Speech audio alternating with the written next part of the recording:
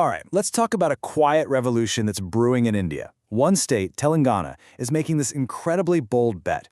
They want to go from being the world's back office to its innovation hub. And look, this isn't just about chasing investment dollars. We're talking about a fundamental shift in its role on the world stage. And it all kicks off with this one simple number, 100. That's the goal. By 2026, the Indian state of Telangana wants to attract 100 brand new global capability centers. We'll call them GCCs. Now, this isn't just some pie-in-the-sky target. No, this is a full-blown declaration of intent. It's a huge strategic push. But, hitting a number is one thing.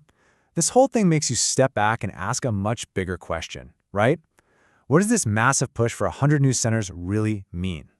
Not just for India, but for the entire global tech landscape. Okay, so to really get what Telangana is doing, we first have to wrap our heads around how the idea of a global capability center itself is changing. This is not business as usual. We're talking about a genuine revolution in how big multinational companies work. So let's do a quick refresher on what a GCC actually is. For decades, we've all known them as these offshore units that big companies set up to handle specific things.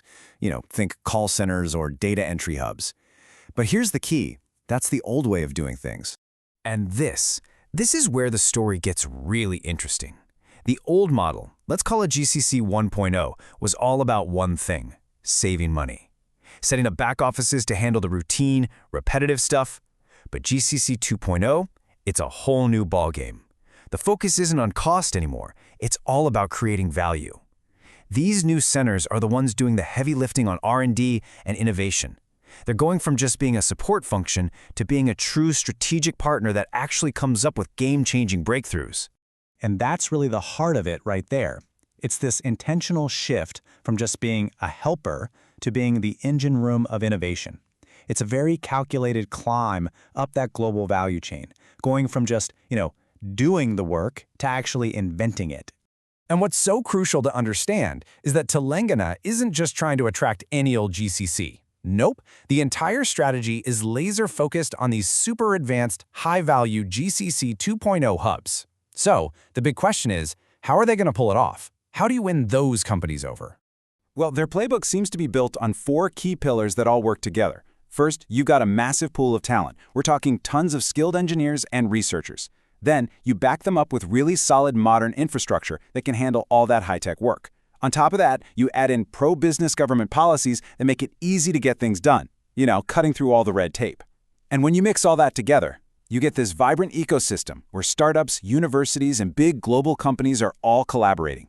And that synergy is what makes the place a hotbed for new ideas.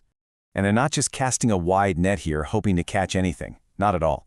The strategy is super targeted. It's surgically focused on these industries of the future, things like life sciences, aerospace, electric vehicles, and medical devices. These are the areas where the next huge breakthroughs are going to come from, and Telangana is positioning itself to be right in the middle of all of it. Okay, so we've seen the plan. Now, let's zoom out for a second and look at the big picture, because the so what of all this, it's pretty huge. You can really think of this as a journey up a ladder. For decades, offshoring was all about that first step.